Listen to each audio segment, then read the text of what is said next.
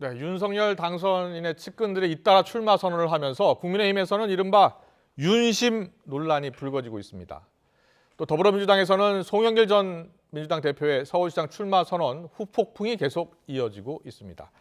그리고 조국 전 장관의 딸 조민 씨의 부산대 의전원 입학 취소 결정과 관련해서 정치권의 공방이 이어지고 있고요. 자, 정치권 이슈 짚어보겠습니다. 노동일 경희대 교수, 최창렬 용인대 교수 나와 계십니다. 어서 오십시오. 안녕하세요. 안녕하세요. 네, 먼저 지방선거 이야기 해보겠습니다. 대장동 저격수 윤석열 당선인의 입으로 활동했던 김은혜 의원이요. 오늘 경기지사 출사표 던졌습니다. 조금 전 뉴스 큐에도 출연을 했고요. 그런데 윤심 논란이 계속 일고 있습니다. 당선인의 의중이 어느 정도 반영됐다고 보십니까? 직접적으로 뭐 이렇게 자꾸 권하지는 않았을지라도 네. 그럼 반영이 됐다고 봅니다. 반영이 된 것으로. 그럼요. 그렇지 않고 만약에 지금 당선인 대변인이고 지금 한참 인수위가 좀 절정 올라서 그렇죠. 중요한 일이 많은데 그렇게 질문하셨죠. 예, 제가 물어봤던 윤 지금 당선인이 그만두면 어떡하냐. 예. 이렇게 한다면 안 했겠죠. 그러나 뭐 그렇죠. 어쨌든 뭐 반영이 됐다고 보고요. 네. 저는 어쨌든 당에서 적극적 요청이 있었다는 게 맞다고 보는 게요. 경기도는 지금 상당히 어렵다는 게 국민의힘의 정설 아니겠습니까? 예. 윤 후보도 이제 이재명 후보에게 졌었고요. 윤 예. 당선인도. 그렇기 때문에 국민의 입장에서는 아마 뭔가 흥행 카드가 필요했을 거예요. 네. 그래서 지금 유승민, 심재철, 함진규 이렇게 여러 사람이 좀 도전장을 내밀고 있지만 네. 아무래도 김은혜 의원이 합류한다 그러면 뭐 굉장히 관심을 끌 것이고 네. 경선 과정도 여러 가지에서 뭐 지금보다는 훨씬 흥행이 좋겠죠. 예. 그리고 김은혜 의원도 사실은 네. 현직 의원이지 않습니까? 그렇습니다. 그러니까 이제 만약에 후보가 되면 30일 전까지만 사퇴하면 됩니다. 그러니까 그 전까지는 의원직을 유지할 수 있는 것이거든요. 예. 그러니까 흥행 결과를 보고 또 경선 결과를 보고 거칠 결정할 수 있는 거니까 뭐 본인으로서 나쁘진 않은 카드인 거죠. 네. 예. 그런데 그 윤석열 당선인의 경기 지역 득표율을 보면요, 앞서 이제 저희가 계속 지적을 했는데 이재명 후보보다는 낮았잖아요. 낮았죠. 예, 한 5% 포인트, 40만 표 이상 차이가 났기 때문에 상당히 어려운 선거가 될 수 있다. 그래서 국민의힘 같은 경우에는 흥행을 위해서 아마 김은혜 의원을 적극적으로 이제 출마를 해라라고 권유한 것 같다라고 분석을 해주셨는데 과연 이번 선거 민주당이 좀 유리한 선거 이렇게 보십니까? 일단 경기도만 봤을 때. 현재로서 민주당이 유리해 보여요. 예. 왜 그러냐면 지금 선거가 끝난 지 얼마 안 됐고 윤석열 당선인에 대한 기대치가 역대 당선인들보다 낮단 말이에요 지금. 네. 게다가 어쨌든 졌고 경기도에서는 그런 상태고 여전히 이재명 전 지사의 그 영향이 좀 있는 것 같아요 경기도는. 예. 현재 요 단계에서 볼 때는 결코 국민의힘이 유리한 선거가 아니다. 저는 그래서 유승민 전 의원이 나온다고 그랬을 때 일단 지역구가 대구인데 경기도민들의 정서에 어떻게 작용할까 이 생각을 좀 했어요. 네. 물론 서울이나 경기도 같은 광역단체는 사실 지역구가 큰 의미는 없어요. 아. 근데 서울과 경기도가 좀 다른 게 있습니다. 네. 경기도는 좀 정체성이 있어요.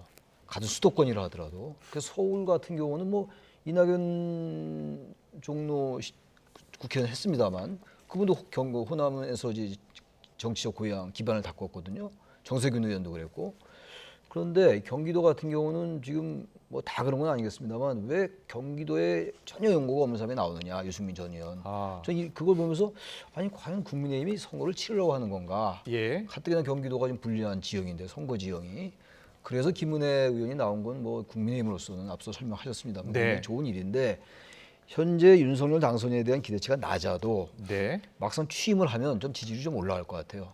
그렇다면 경기도의 정서도 얼마든지 바뀔 수가 있는 거거든요. 문제는 지금부터 취임할 때까지 인수위가 어떻게 활동하느냐. 그 전체 이게 지방선거 판도에 영향을 줄 겁니다 아마. 네. 그러니까 이제 이재명 후보가 경기도에서 윤 당선인을 5% 이긴 거 이 자체로 볼 때는 선거 지형이 국민의힘보다는 민주당이 유리해 보이긴 하는데 네. 앞으로 향후 이제 한 40일 채 안 남았습니다만 그때까지 어떻게 국민의힘이 하느냐 당선인 측 인수위가 그게 굉장히 중요한 변수가 될 것 같습니다. 알겠습니다. 지금 김은혜 의원 외에도요. 김태흠 의원의 충남지사 도전 그리고 권성동 의원의 원내대표 도전 이런 것을 놓고서 윤심 논란이 계속 일고 있습니다. 이에 대한 기자들의 질문에 배현진 대변인이 이렇게 이야기했습니다. 듣고 오겠습니다. 세 분의 그 출마자에 대해서는 자천타천으로 이미 출마를 하기에 손색가 없다라는 여론이 조성돼 있었기 때문에 무엇보다 중요한 것은 선거에 나서는 분들은 본인의 강력한 결단이 없이는 그 누구도 선거에 나가라고 할 수가 없습니다. 특별히 당선인께서 나가라 마라 그 말씀하신 바는 없다고 생각하시면 되겠습니다. 네, 당선인 측에서는 일단은 뭐 윤심 논란에 거리를 두고 있습니다만 민주당에서는 당선인 신분에서 윤심이 후보 뭐 출마 권유 같은 것 해도 되는 것이냐, 문제가 있는 것 아니냐라는 지적을 하고 있습니다. 이런 지적에 대해서는 어떻게 보세요? 글쎄, 대통령에 출마했으면 그런 거 관여하면 안 되죠. 네. 공무원 신분이라면. 당선인은 뭐 그런 쪽은 이제 법적인 제약은 없는 것 같은데 네. 어쨌든 바람직한 건 아니죠, 분명히.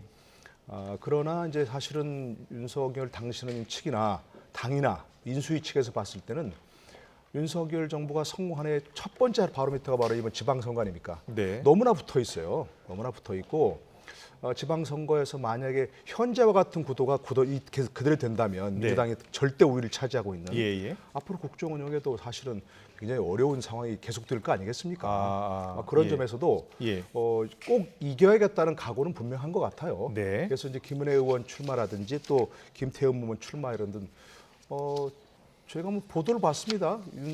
김태흠 의원에게 직접 전화를 해가지고 네. 윤 당선 측에서 적극적으로 뭐 이렇게 좀 아. 출마를 권유했다고. 원래 김태흠 의원은 원내대표 선거에 나가려고 그랬었죠. 원내대표 선거에 네. 출마하려고 계속 준비를 해왔고 예. 그랬던 걸로 알고 있고요. 그리고 또 한 가지는 예를 들어서 선거 나가라는 얘기는 네. 사실은 당사자에게 쉽지 않은 거잖아요. 네. 항상 지금 예를 들어서 국회의원 더 충분히 편하게 할 수 있고 예. 원내대표 될 가능성도 높은데 지난번에 원내대표 경선에서 2등으로 떨어졌지 않습니까? 그러니까 뭐 이번에 된다 하는 그런 관측도 있고 네.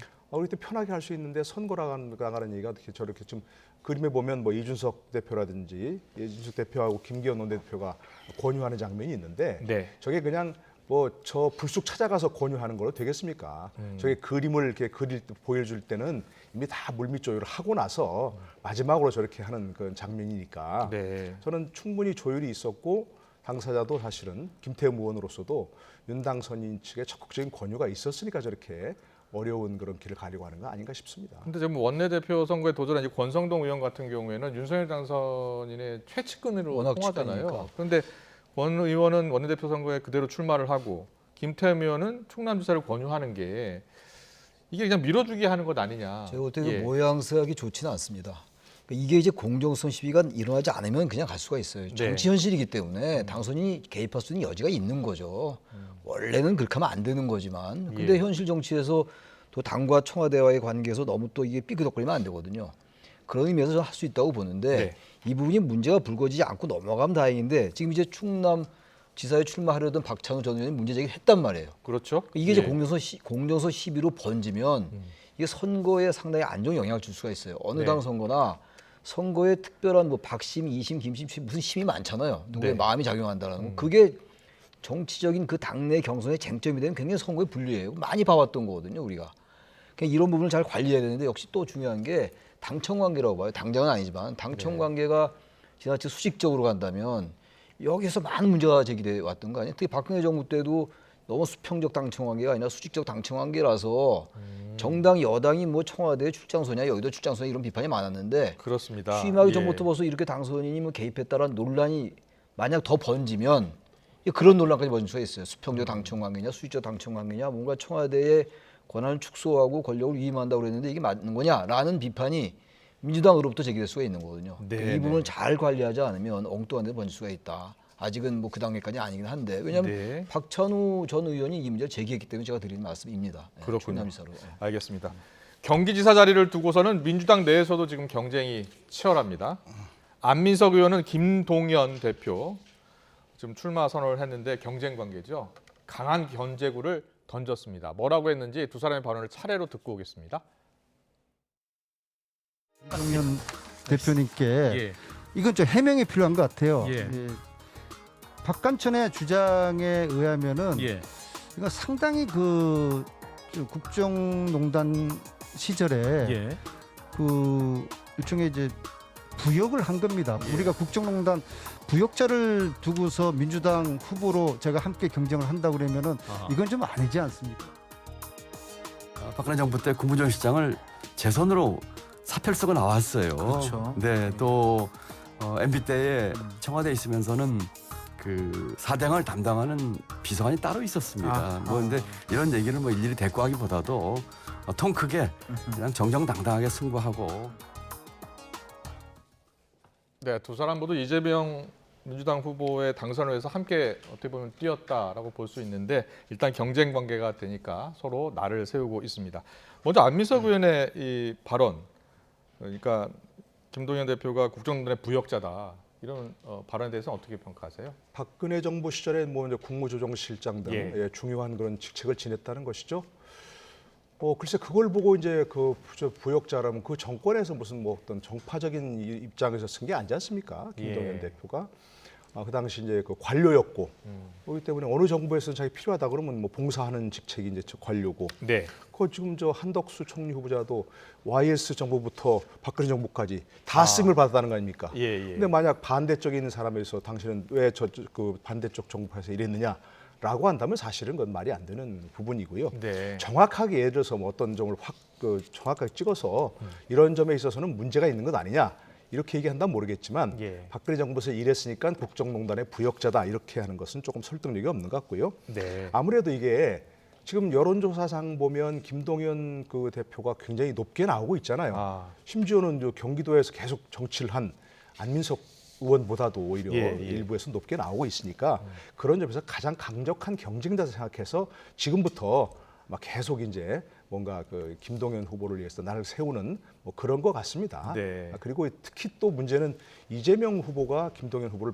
이재명 전 후보가 김동연 대표를 밀고 있다는 좀 바로 옆에 있는 게 정성호 의원 아닙니까? 예. 정성호 의원은 이재명 후보의 복심이라고 알려지고 있고 그러니까 그런 점에서도 좀 안민석 의원이 위기감을 느끼는 것 아닌가 그런 싶은 생각이 듭니다. 그렇군요. 저 근데 이게 좀 논리적으로 잘 안 맞는 게 네. 그럼 이재명 후보와 단일화할 때 이 문제가 나왔어야 돼요. 처음부터 지난 대선 때 이재명 후보와 단일화할 때 이런 얘기 전혀 안 나왔잖아요. 그랬죠. 물론 경쟁 상대니까 여러 가지 이제 흠결을 또 끄집어내는 게 또 선거에 뭐 당연한 이제 수순이긴 한데 예. 이거 특히 이제 이 부역이라는 단어도 그렇고 그리고 이 지금 국정농단 다시 꺼내서 김동연 대표와 연결시키는 건 좀 논리 비약 같아요. 지난 그래봐야 뭐 지난 대선 기간이래 얼마 안 됐잖아요. 네. 근데 이재명 후보하고 단일화할 때는 상당히 뭐 화해 분위기에서 했던 거 아니에요? 새로운 물도 당 대표하고. 예. 근데 그 얘기 그때 전혀 안 나왔다가 이제 도지사 선거 경선 상대라고 해서 이런 얘기를 하면은 설득력이 있을까? 저는 설득력 별로 없는 것 같아요 이런 얘기는. 그렇군요. 알겠습니다.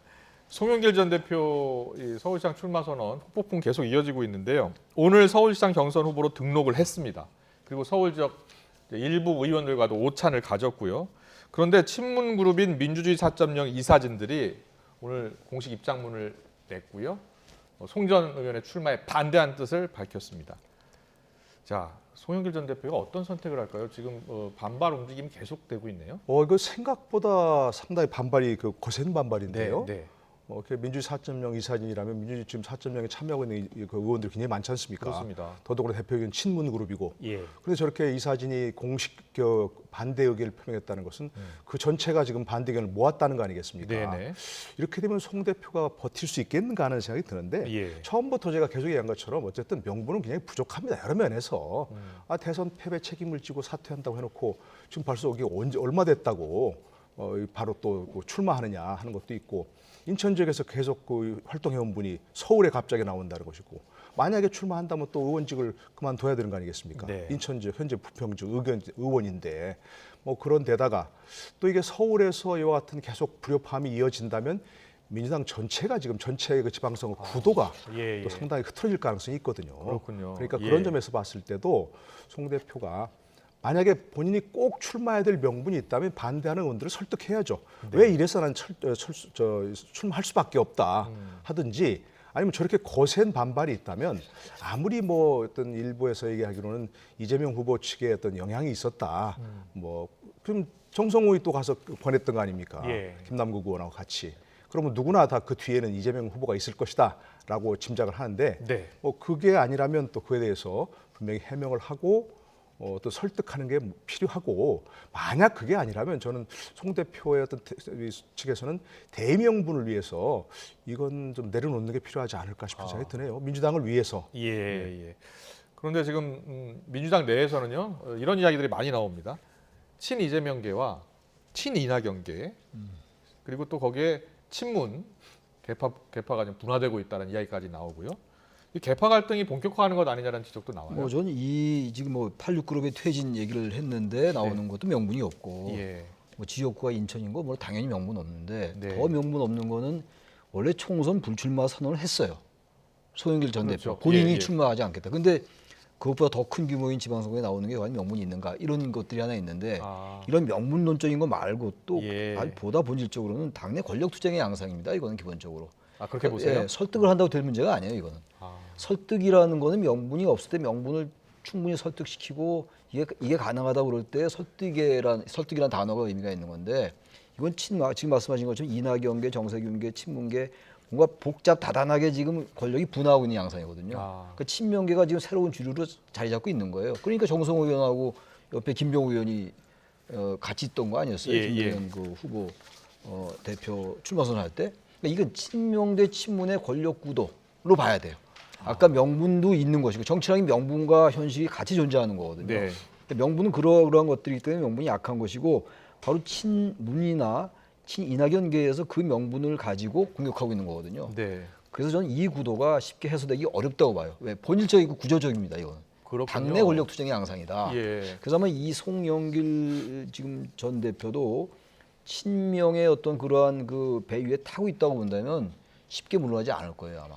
아. 그렇지 않으면 이렇게 집착할 이유가 없죠. 송영길 현재 의원이도 내놔야 예, 되는데 예. 아마 그 지금 내재하는 그 본질적인 요소는 지금 당내 권력 투쟁과 당내 권력 분화가 지금 이루어지고 있는 것이다.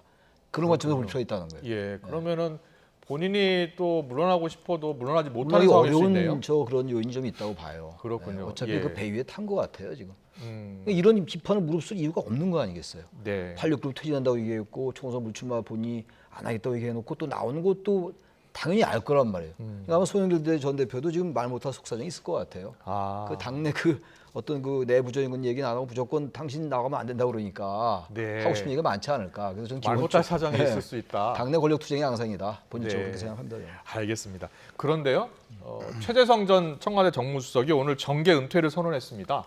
어떻게 보면 송영길 전 대표 행보와는 묘한 대비를 이루고 있는 건데요.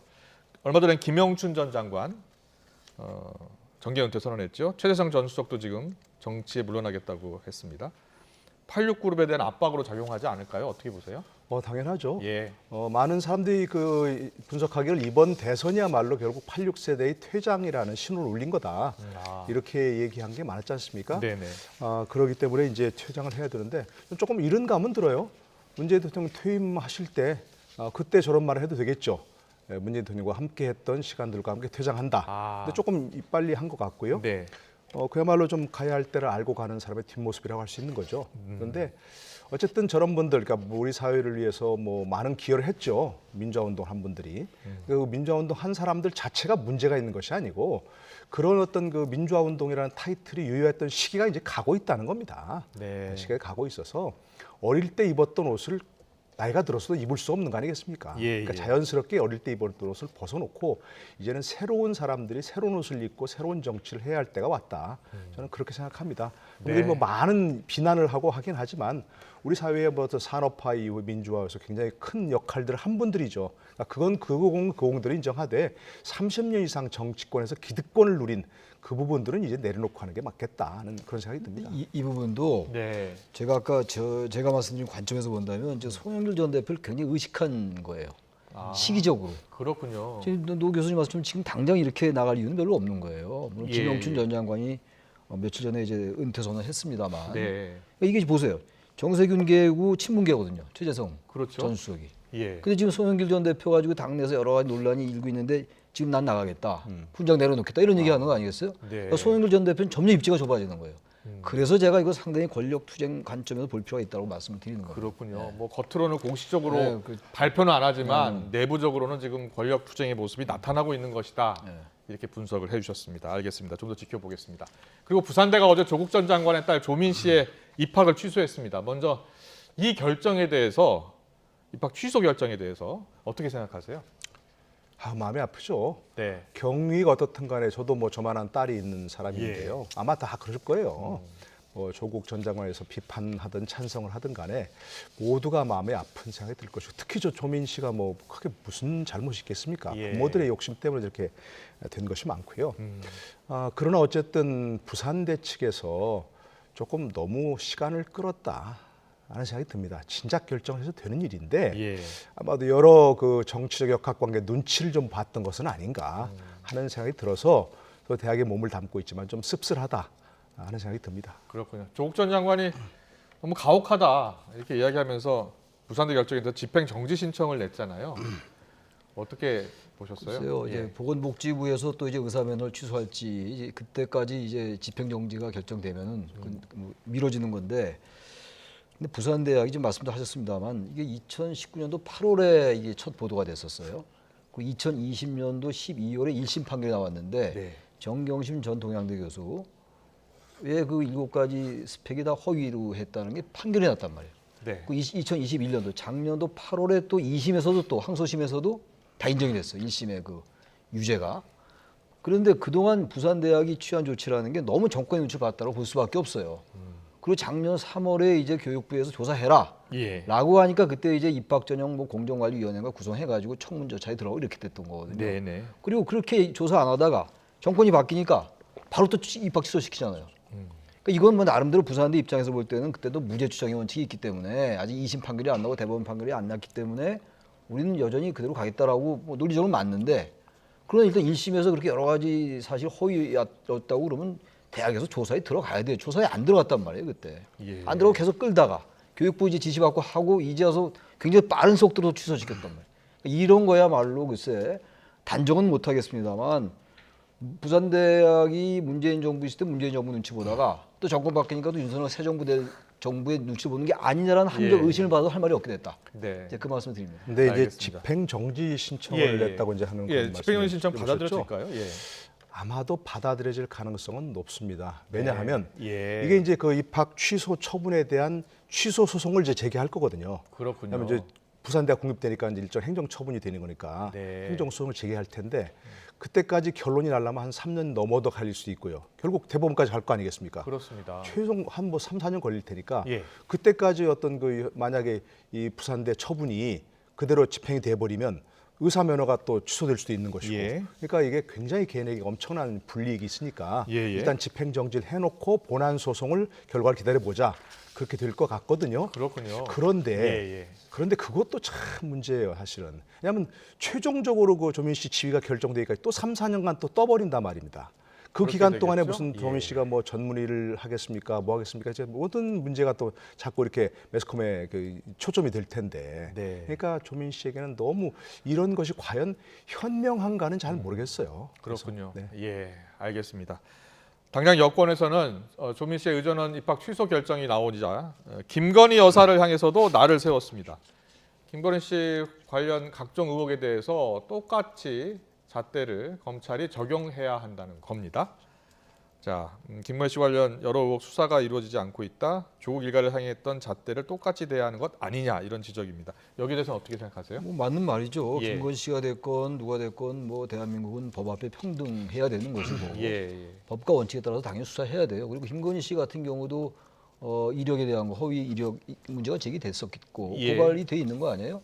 당연히 이것도 이제 조사가 이루어져야 됩니다. 단지 그건 당연히 맞는 말인데 문제는 지금 이 조민 씨에 대한 지금 조국 전 장관 딸에 대한 이런 여러 가지에 대해서 스스로 인정하지 않았던 걸 반성하면서 그런 얘기를 해야죠. 근데 아직도 지금 민주당의 지금 저분들은 그 얘기는 아치 않으면서 예. 얘기를 하니까 자꾸만 왜 다른 걸 자꾸만 끌어들이고 물타기 하려 하냐라는 그런 그 합리적 그야말로 그것도 비판을 받는 거거든요. 그러니까 예. 인정을 하면서 그러나 그 김건희 씨도 똑같이 해라라고 네. 말해야지 형평성이 맞는다는 거예요. 근데 그거 너무 빼고 자꾸 뒷얘기만 하니까 지난번도 네. 그런 일 한번 있었잖아요. 그렇죠. 그러다 보니까 자꾸 예. 그런 얘기가 좀 나오는 것 같습니다. 예. 알겠습니다. 인수위 얘기해 보겠습니다. 차기 정부 경제부총리 자리에 추경호 국민의힘 의원이 유력하게 검토되고 있는 것으로 알려지고 있습니다. 인수위는 아직 공식적으로 발표를 하지 않고 있는데요. 관련 영상을 보고 오겠습니다.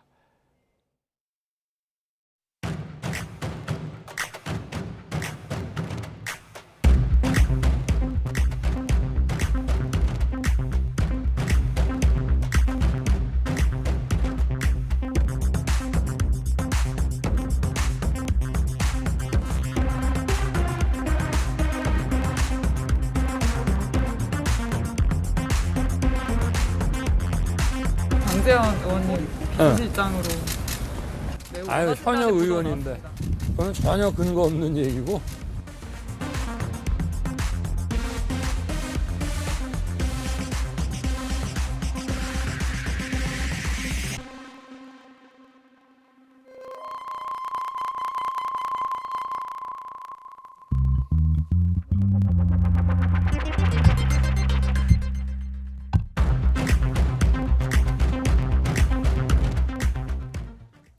네. 인선의 속도를 내고 있는 것 같습니다. 지금 저희가 영상으로 보여드린 것처럼 경제 라인 인선 전망은 지금 계속 나오고 있습니다. 그리고 윤석열 당선인 측에서 보면 깜짝 발탁 인사를 안 하고 일단 언론의 검증을 맡기는 그런 분위기예요. 어떻게 보셨어요?